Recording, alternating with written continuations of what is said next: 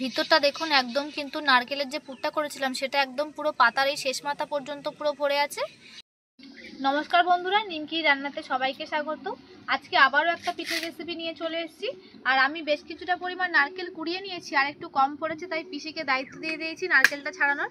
কারণ পিসি খুব ভালো নারকেলটা ছাড়াতে পারে, তাই এখানে নারকেলটা ছাড়িয়ে নিক, আমি ততক্ষণ বাকি জোয়ারগুলো করে নিই।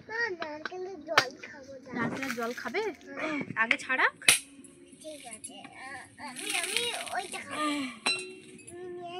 চলো তাহলে আপা এখানে ছাড়াক, চলো আমরা যাই, চলো।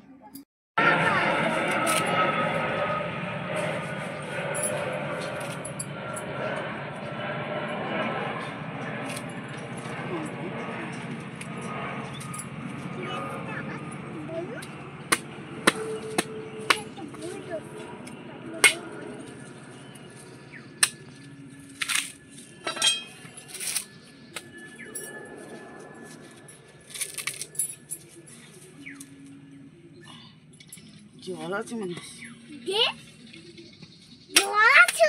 হয়, জল আছে, খেয়ে নেবো টবাস করে।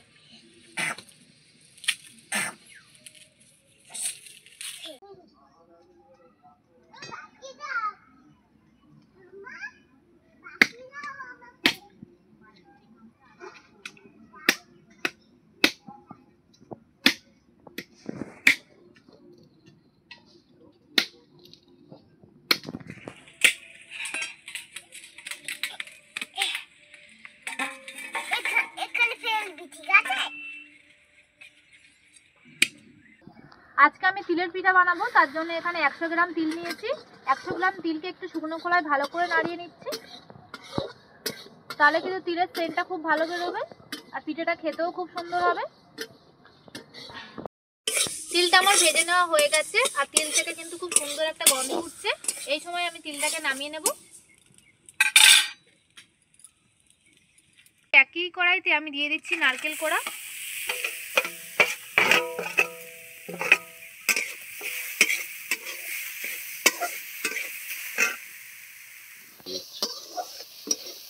নারকেলটাকে আমি একটু নাড়িয়ে নিয়েছি, এবার দিয়ে দিচ্ছি দুধ।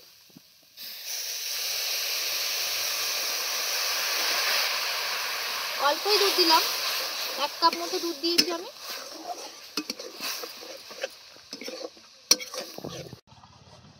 নারকেল আর দুধের মধ্যে আমি দিয়ে দিচ্ছি একটু খোয়া ক্ষীর। খোয়া ক্ষীরটা দিলে কিন্তু খুব ভালো টেস্ট আসবে। আর দিয়ে দিচ্ছি একটু চিনি গুঁড়ো। আপনারা কিন্তু এখানে গোটা চিনিও ব্যবহার করতে পারেন, আমার কাছে গুঁড়ো করা চিনি আছে, তার জন্যই গুঁড়ো করা দিলাম। নারকেলের পুরটা একটু সাদা টাইপের হয়ে আছে, দেখতে একটু সুন্দর লাগার জন্য আমি অল্প একটু গুড় ব্যবহার করলাম, যাতে কালারটা চেঞ্জ হয়ে যায়।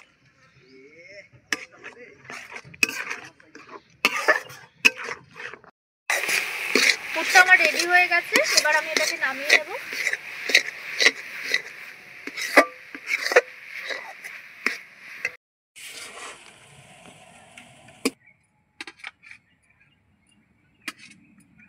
এবার কড়াইতে অল্প একটু গরম জল করে নিচ্ছি, হালকা গরমই করব। ভাজা তিলটাকে আমি মিক্সিতে গুঁড়ো করে নিয়েছি, আর কি সুন্দর যে গন্ধ বেরোচ্ছে এই তিলটা থেকে। আর এই তিলটা যদি এরকমভাবে গুঁড়ো করে তারপর যদি ডো করে পিঠাটা বানানো যায়, এর স্বাদ কিন্তু দ্বিগুণ বেড়ে যায়। গায়ে ছড়িয়ে দিলে কিন্তু এতটা স্বাদ পাওয়া যায় না। এবার পিঠের ডোটা করার জন্য অল্প একটু চালের গুঁড়ো দিয়ে দিচ্ছি।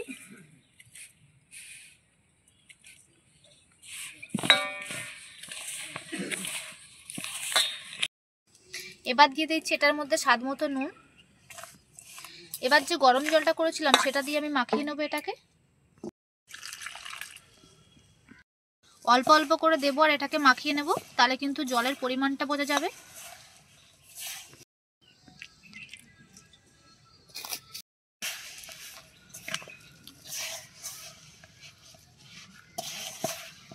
আজকের এই পিঠাটাকে আমি একটা পাতার শেপ দিচ্ছি, আপনারা যে কোনো ডিজাইন করে নিতে পারেন।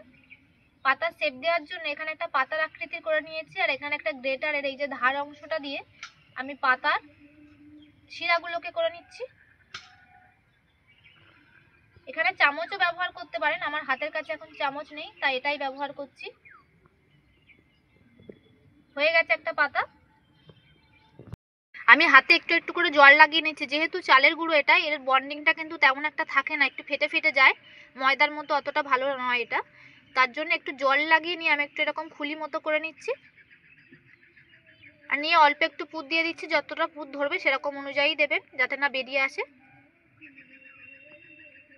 এই যে এখানে ফেটে যাচ্ছে, তখন কিন্তু আপনারা হাতে একটু জল নিয়ে নেবেন, নিয়ে এভাবে জলটা লাগিয়ে আবার এভাবে মুঠো করবেন, দেখবেন যে ফাটাগুলো সব বন্ধ হয়ে গেছে।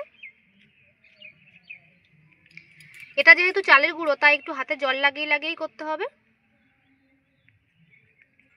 প্রথমে এইভাবে চ্যাপটা করে নিচ্ছি, তারপর যে কোনো একটা দিকে এইভাবে একটু পাতার মতো সুচালো করে দেবেন।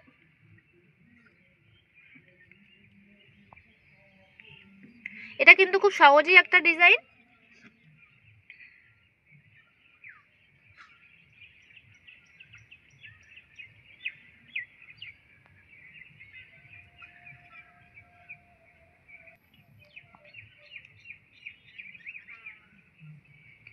এরকম ভাবে আমি সমস্ত ডিজাইনগুলোকে বানিয়ে নেব।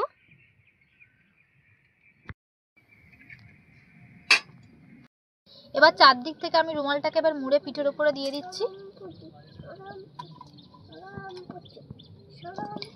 এখানে জলে বাষ্প উঠতে শুরু করে দিয়েছিল, তার উপর আমি থালাটা বসিয়ে দিলাম আর উপর থেকে একটা গামলা ঢাকা দিয়ে দিচ্ছি।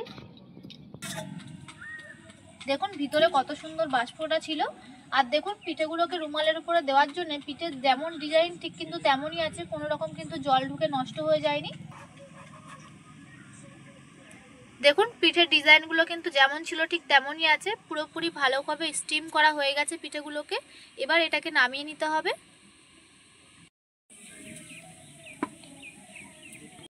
আমার তিলের ভাপা পিঠা রেডি হয়ে গেছে, আর দেখুন কতটা সুন্দর হয়েছে।